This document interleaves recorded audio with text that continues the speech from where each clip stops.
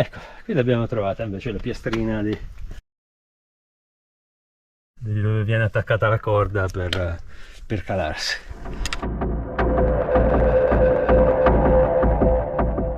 Oggi una puntata veramente speciale, con tantissime informazioni scientifiche e un piccolo di suspense per uscire da un labirinto di crepacci.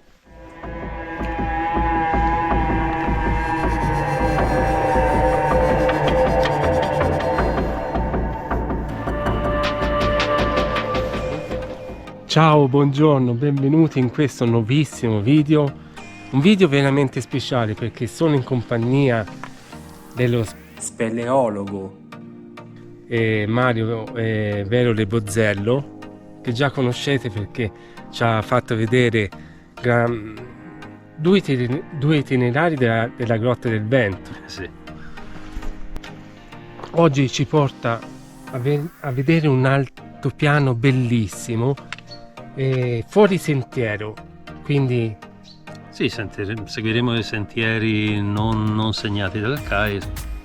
Saliremo qui all'altopiano della Vetrice, noi partiamo qui dal Piglionico, seguiamo il sentiero numero 7 e poi ci stacchiamo dal sentiero per arrivare fino su questa zona di assorbimento carsico. vedo lì che è segnato l'Abisso Revel, tanto per far rendere l'idea di cosa si tratta.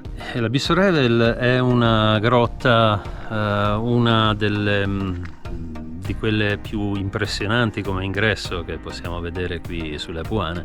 È un pozzo di più di 300 metri di profondità, aperto all'esterno, quindi un'unica verticale, perfettamente verticale, di circa 300 metri. Dai, partiamo, stai collegato perché oggi è veramente un video speciale.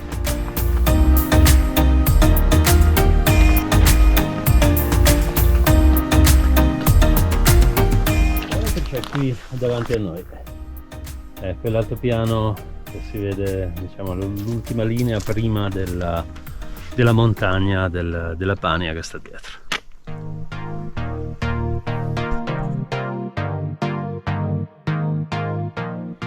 Qui siamo sempre sul sentiero, abbiamo trovato un omino e Mario sta vedendo se c'è qualcosa di interessante di vicino. Non c'è. Perlomeno non quello che interessa a noi. L'hanno messo lì così, sul sentiero questo.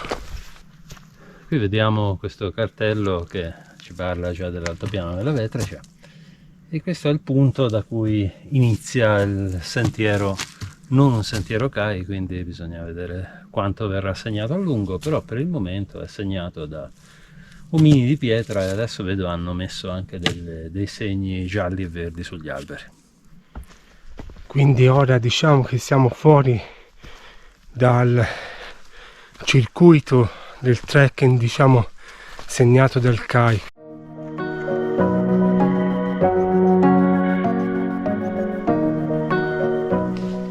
Dice Mario che bisogna portarsi sotto quella parete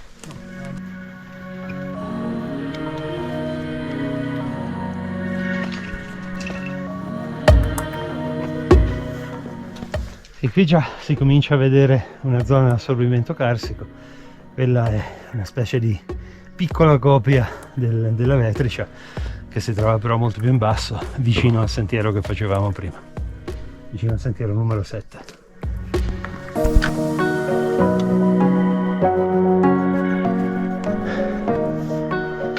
Ecco, qui siamo arrivati all'ingresso dell'Abisso Revel, quindi siamo proprio sui margini dell'altopiano della Vetrice.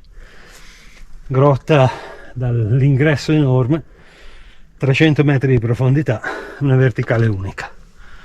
Non sono conosciute diramazioni, rami, finestre, proprio un unico pozzo di 300 metri.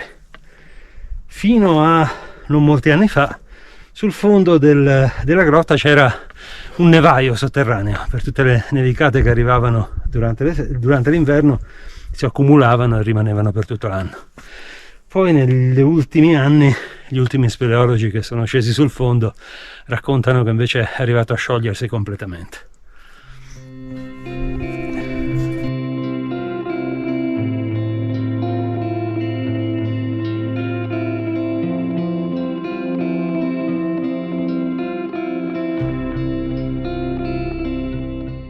quindi Mario si calavano da qua.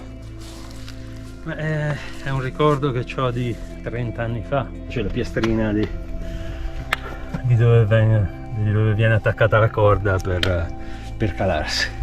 Qui ce n'è una, qui c'è già il primo, qui c'è un'altra, poi scendono di qui. Di solito questi attacchi vengono piazzati nei posti in cui si riesce a far stare la corda il più possibile lontana dalle pareti. Se c'è la possibilità di evitare di toccare la parete, c'è meno bisogno di mettere dei frazionamenti, quindi altri chiodi lungo la strada.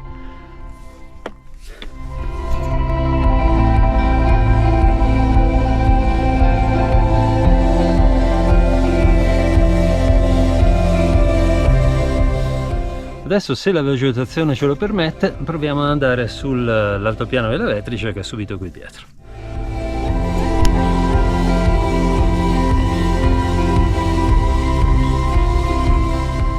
Ovviamente, se qualcuno è interessato può scrivere un commento, magari si mette in contatto con Mario, gli do, perché per sicurezza è bene non venirci da soli, soprattutto se non conosciamo questo ambiente qui, perché è pieno praticamente di buchi. C'è da stare molto attenti. Sì, questa è una zona dove bisogna andare necessariamente fuori dai sentieri, perché non ci sono sentieri tranne appunto queste tracce non ufficiali che sono state segnate, e non è difficilissimo andare, nel senso che non ci sono grandi arrampicate tecnicamente da fare, però siccome c'è un crepaccio praticamente ogni 50 cm, bisogna camminare con grande prudenza e avere sempre diciamo una certa sicurezza nel muoversi, altrimenti ci possono essere dei pericoli anche grossi. Sul fatto di andarci accompagnati, sì, è bene trovare qualche guida. Ci sono delle guide ambientali che vi possono accompagnare, oppure qualcuno che conosce molto bene la zona e che sa da che parte passare e come tenersi lontani dai pericoli più grossi. Ti faccio una domanda sulla Grotta del Vento, perché praticamente giro la GoPro, quello che vediamo è la Pagna Secca. Questa è la Pagna Secca, sì, è la montagna che sta sopra, che sta attorno alla Grotta del Vento. Qui siamo nello stesso blocco di calcare, siamo nel massiccio delle Panie. Qui tutte le grotte potrebbero essere collegate, anche se naturalmente, vista la distanza, è improbabile che sia qui dove siamo ora l'eventuale uscita della Grotta del Vento, l'uscita alta della Grotta del Vento. È più probabile invece che sia uno dei tanti crepacci che vediamo qui su questo lato o sul lato opposto della Pagna Secca. Quindi quei crepacci che vediamo là davanti potrebbero essere un'ipotetica seconda un'uscita che non conosciamo della Grotta del Vento. Potrebbero essere. Poi ovviamente un conto è l'uscita per l'aria, quella che permette la circolazione d'aria, il vento della grotta, un conto è un'uscita per gli speleologi. Non è detto che dove passi l'aria riusciamo a passarci anche noi, quindi magari possiamo trovare delle aperture. Non abbiamo mai provato, ma con dei traccianti si potrebbe vedere se l'aria passa di lì, però non è detto che si riesca mai fisicamente uno di noi che riesca a passarci. Però quasi.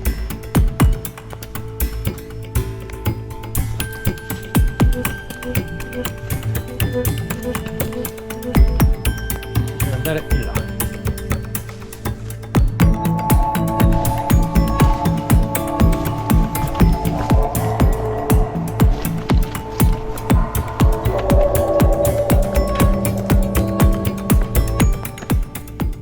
Siamo arrivati. Qui possiamo vedere, abbiamo una vista proprio sulla gran parte dell'altopiano della Vetrice. vediamo questo paesaggio con poca vegetazione, a parte il classico albero che ci para la visuale davanti. Comunque è una zona prevalentemente rocciosa e con una grandissima quantità di crepacci. Se volessimo contare tutte le grotte che ci sono, si dice per registrarle come grotte al catasto toscano devono essere più profonde di 5 metri, qui ce ne sarebbero probabilmente alcune centinaia. Si è scelto invece di registrare al catasto solamente le più importanti, le più profonde. E in questo paesaggio per procedere bisogna trovare il passaggio giusto, saltare a volte dei crepacci più profondi di 20 metri, quindi sempre massima prudenza.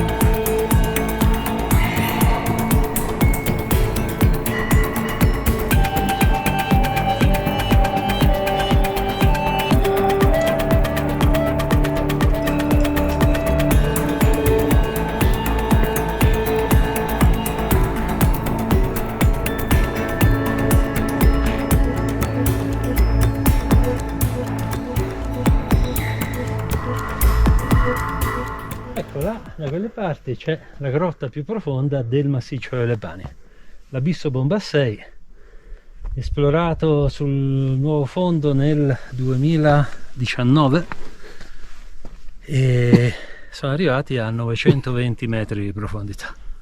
In questo momento sono in corso varie esplorazioni qui tra la Pania della Croce e il Pizzo delle Saette, per cercare magari anche di trovare altre grotte di profondità, come è successo per il caso dell'Abisso Bombassei, che è stato conosciuto per tanti anni come grotta profonda 400 metri, poi approfittando di un po' i nevai che scompaiono, i nevai sotterranei che scompaiono, un po' il fatto che si sono messi a scavare e allargare alcune strettoie, lì sono riusciti ad arrivare a 920 metri di profondità. In altre grotte ora stanno riuscendo a fare nuove scoperte e ad andare sempre più nel profondo.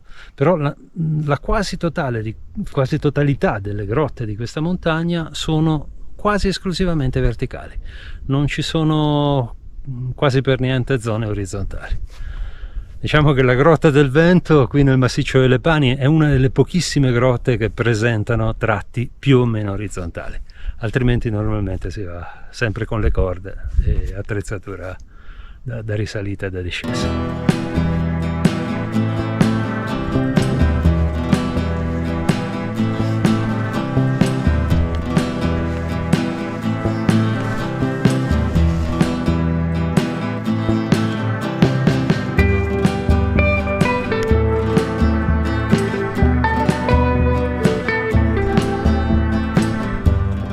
Siamo arrivati in uno dei posti più panoramici, anche più esposti della Vetrice. Qui siamo sul bordo della valle chiamata Borra Canala o Borra di Canala, e qui su questo masso tempo fa, penso più di un secolo fa, c'è chi dice addirittura dal Medioevo, sono stati incisi dei disegni sulle rocce.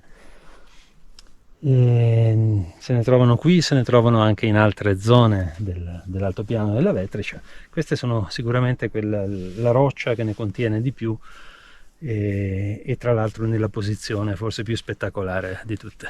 I famosi Apuani. Sì, pennati che erano conosciuti già dagli antichi Apuani, anche se questi graffiti non sono certo del periodo dei Liguri Apuani. Avrebbero più di 2000 anni e questo veramente non è possibile.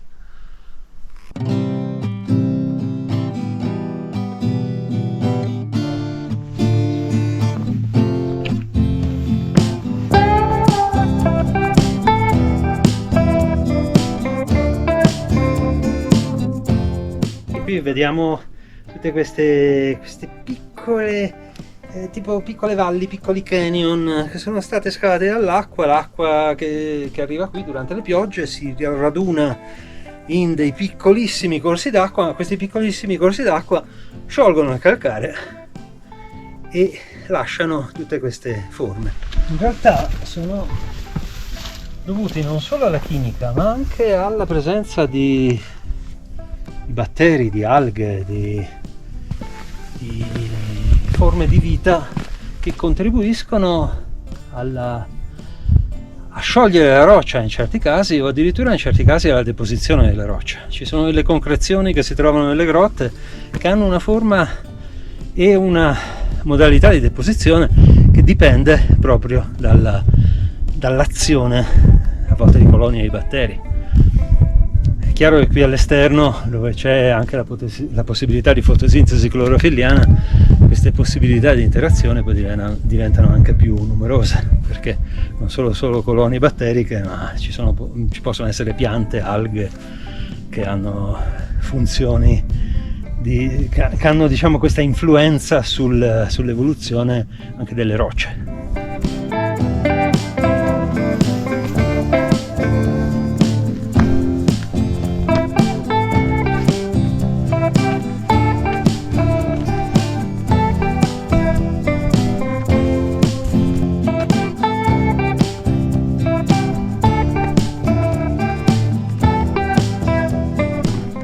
Particolarmente largo, per quello se vogliamo passare dall'altra parte dobbiamo girarci attorno. Quindi saltiamo. Abbiamo da girare questo grossissimo crepaccio qua.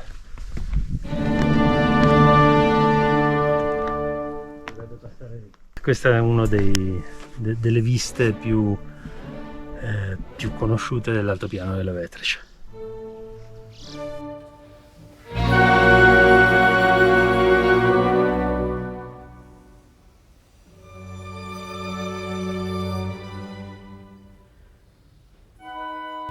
Ora Mario sta cercando una cosa molto interessante da farci vedere.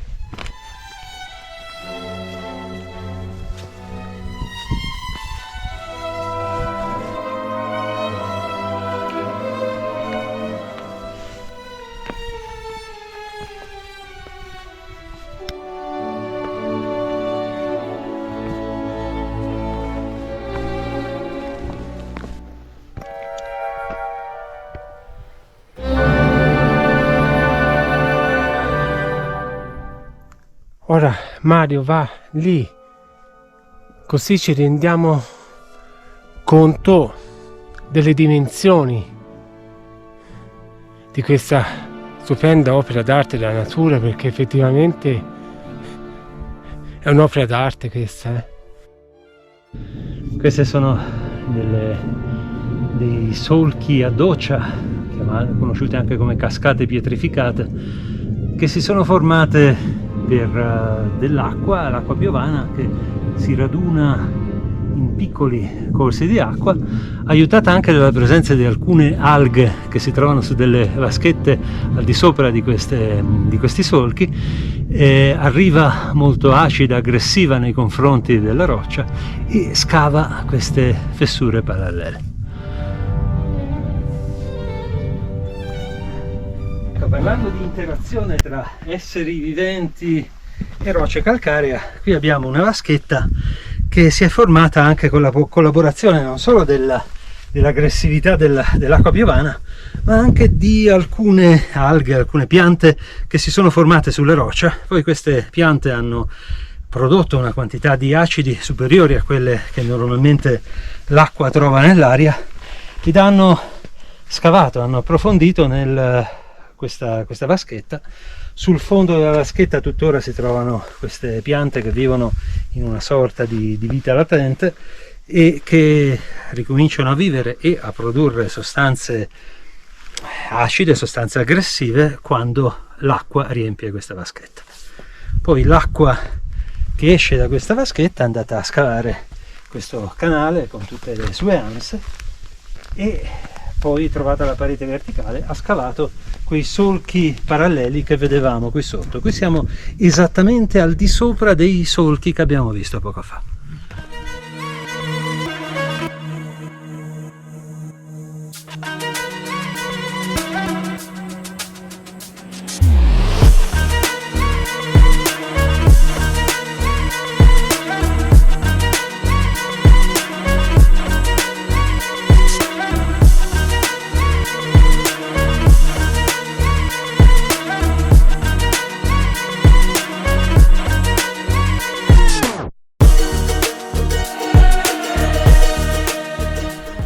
Ora Mario ci fa vedere l'ultima cosa interessante di questa bellissima giornata, ma c'è da attraversare questo punto.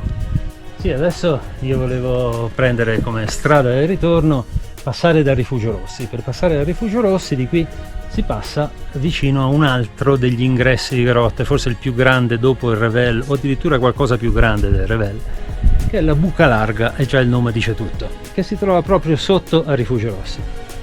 Però, come sempre, parlando di Vetricia, bisogna trovare il passaggio giusto per arrivarci.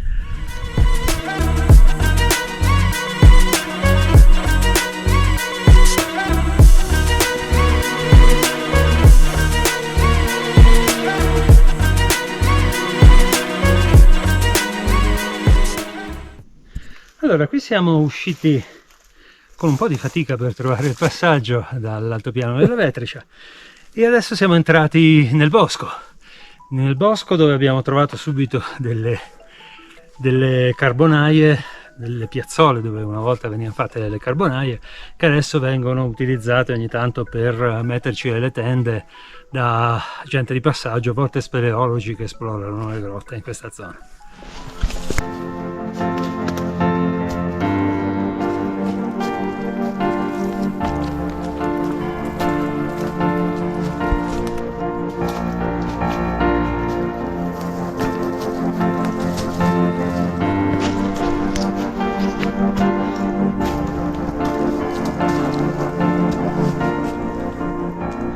Sembra che finisca lì, ma sono 200 metri di grotta, anche questa, quindi non è profonda come il Revel, però ci si avvicina. Un'altra grotta all'ingresso enorme e quasi verticale perfetta.